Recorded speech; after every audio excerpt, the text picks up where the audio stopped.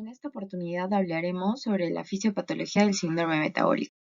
Pero antes de pasar a la fisiopatología, es necesario recordar las acciones que tiene la insulina en nuestro organismo, porque como vamos a ver más adelante, es una molécula fundamental para el desarrollo del síndrome metabólico. Entonces, la insulina tiene dos grandes funciones, la función anabólica y el efecto mitogénico. El efecto mitogénico se refiere al rol que tiene la insulina en el crecimiento, proliferación, diferenciación celular y función del endotelio. En cuanto al rol anabólico de la insulina, como todos sabemos, se encarga de disminuir los niveles de glucosa sanguínea porque se encarga de aumentar la captación de glucosa por nuestras células. Entonces, la acción que tiene la insulina sobre la glucosa se da por el aumento de la utilización de la glucosa y por la reducción de la producción hepática de glucosa. Estas dos acciones llevan a la disminución de la glucosa sanguínea. Pero ¿cómo aumenta la utilización de la glucosa? Primero porque aumenta el transporte de glucosa, aumenta la síntesis de transportadores de glucosa, aumenta la síntesis y activación enzimática y por lo tanto aumenta la glicógeno sintetasa, que como su nombre lo dice es una enzima que se encarga de sintetizar glucógeno, que es una molécula que abarca muchas cantidades de glucosa y las almacena en el hígado. Pero además, como hemos dicho, se encarga de reducir la producción hepática de glucosa, por lo tanto, inhibe la gluconeogénesis e inhibe la glucogenólisis. Pero también, además de actuar sobre la glucosa, actúa sobre las proteínas, aumentando la síntesis proteicas porque estimula la captura de aminoácidos, pero también reduce el catabolismo proteico muscular. Pero también tiene una acción sobre los lípidos, aumentando la síntesis de triglicéridos gracias a los ácidos grasos libres e inhibiendo el catabolismo de los triglicéridos, es decir, inhibiendo que esos triglicéridos se conviertan en ácidos grasos libres. Y también inhibe la cetogénesis hepática. Pero además también actúa sobre las lipoproteínas, aumentando el catabolismo de las lipoproteínas ricas en triglicéridos y aumentando la síntesis de HDL. Por lo tanto, la insulina no solo disminuye la glucosa sanguínea, sino que también aumenta la síntesis proteica y aumenta el almacenamiento de los lípidos. Por lo tanto, su señalización es fundamental para promover la captura, utilización y almacenamiento, no solo de glucosa, sino también de lípidos y de aminoácidos. Aquí tenemos una figura que nos muestra las dos vías de señalización de la insulina para que cumplan sus dos funciones grandes. Entonces, tenemos a la vía de fosfatidilinositol 3 quinasa, que se encarga del efecto metabólico, del transporte de glucosa, la síntesis proteica, síntesis lipídica y síntesis de glucógeno. Mientras que la vía de las sinasas activadas por mitógeno o MAP sinasas se encargan del efecto mitogénico, promoviendo el crecimiento, diferenciación y proliferación celular. Otro punto importante que mencionar son las adipoquinas, que son moléculas secretadas por el tejido adiposo, ya que este es considerado también como un órgano endocrino. Estas adipoquinas tienen función local pero también sistémica. Actúan en el sistema nervioso central, en el músculo, en el hígado y también incluso en los huesos.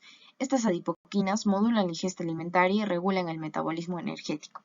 Entre las que podemos mencionar tenemos a la leptina, que produce estímulos anorexigénicos, es decir, estimula la pérdida de peso porque disminuye el apetito e incrementa el metabolismo, a la adiponectina, que se encarga principalmente de aumentar la sensibilidad a la insulina, y también tenemos adipoquinas proinflamatorias, como el factor de necrosis tumoral alfa y la interleuquina 6, así también al angiotensinógeno.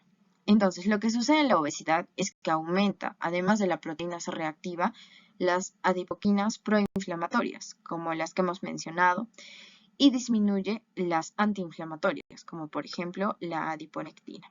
La adiponectina entonces en un paciente obeso se encuentra disminuida, mientras que el factor de necrosis tumoral alfa, la interleuquina 1,6 se encuentran aumentadas. Tenemos entonces un resumen de las citocinas y marcadores inflamatorios asociados al síndrome metabólico, que también hemos visto que van a estar elevados o disminuidos, sea el caso, en pacientes obesos, ¿no? Entonces la obesidad tiene mucha relación con el síndrome metabólico. Entonces las citocinas o marcadores inflamatorios elevados, vamos a ver que están las adipoquinas preinflamatorias como la interleuquina 6, la 18, el factor de necrosis tumoral alfa, la proteína C reactiva, la leptina, el angiotensinógeno, y disminuidas la adiponectina, ¿no? Y el receptor sobre leptina también.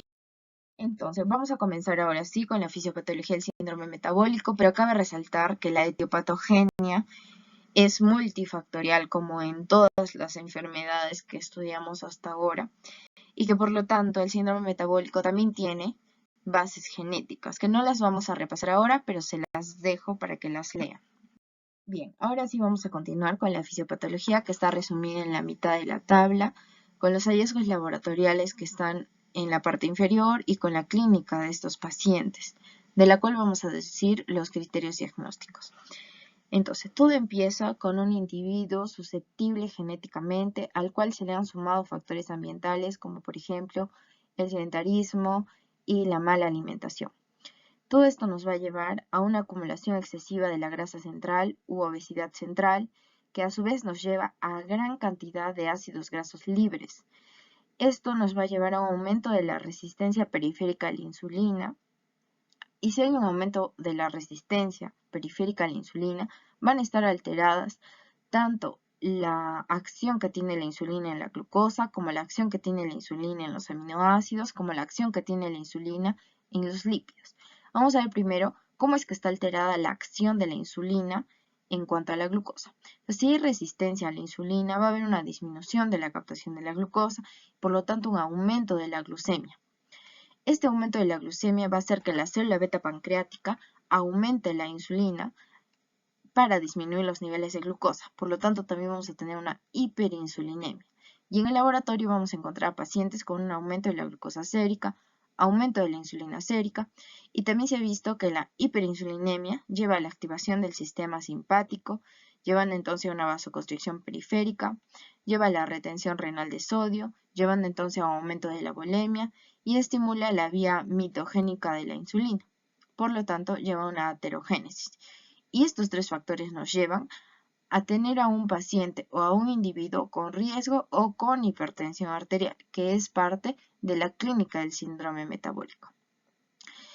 Y esta hiperglucemia, por lo tanto, nos va a llevar a tener a un paciente con prediabetes o diabetes, que también es clínica de este síndrome metabólico. Bien, eso en cuanto a la glucosa, pero también, como hemos visto, va a disminuir la captación de aminoácidos, va a disminuir la síntesis de proteína y por lo tanto vamos a tener en el laboratorio una hiperaminasemia. En cuanto a la alteración del metabolismo de los lípidos, vamos a ver que gracias a que hay un aumento de la resistencia periférica a la insulina, va a haber un aumento del LDL, VLDL, disminución del HDL, aumento del colesterol y de los triglicéridos, llevándonos a un estado de aterogénesis. La aterogénesis que nos va a predisponer al paciente a una cardiopatía isquémica y también va a activar el endotelio. Por lo tanto, vamos a estar en riesgo mayor de hipertensión arterial y de trombosis. También se ha visto, además de que aumenta la resistencia periférica a la insulina, como hemos visto anteriormente, que estos adipocitos tienen la capacidad como órgano endocrino de secretar adipoquinas proinflamatorias, mediadores inflamatorios y moléculas de adhesión, lo que va a contribuir más a la activación endotelial, por lo tanto al riesgo de hipertensión arterial y trombosis, va a aumentar la resistencia periférica a la insulina y va a aunar más a la alteración del metabolismo de los lípidos. Entonces, toda esta alteración del metabolismo de los lípidos, aunado a la acumulación de grasa central o obesidad central, va a llevarnos a un aumento del perímetro abdominal, ¿no? Que va a estar empeorado porque hay una alteración del metabolismo de los lípidos, no solo porque el paciente ha ido acumulando a lo largo de todo el desarrollo de la enfermedad grasa central, sino también porque hay esta alteración del metabolismo de los lípidos, ya sea por las adipoquinas preinflamatorias o por la resistencia periférica a la insulina. Además, también se ha visto que gracias a la gran cantidad de ácidos grasos libres, en el páncreas se aumenta la expresión de óxido nítrico sintetasa. Por lo tanto, aumenta la expresión de óxido nítrico, especies reactivas de oxígeno. Por lo tanto, hay una alteración de la función y finalmente una apoptosis de las células betapancreáticas. Por lo tanto, va a haber una disminución de la insulina. Por lo tanto, mayor aumento de glucosa sanguínea y vamos a tener a un paciente en prediabetes o diabetes, ¿no? Si es que ya no ha estado cursando desde antes con este estado. Entonces, de esta manera tenemos que en la clínica vamos a tener a un paciente con obesidad central, con aumento del perímetro abdominal, a un paciente con hipertensión arterial y riesgo de trombosis por la activación endotelial, a un paciente con predisposición a una cardiopatía isquémica, a un paciente con prediabetes o diabetes y bueno, nuevamente, ¿no? A un paciente con hipertensión arterial.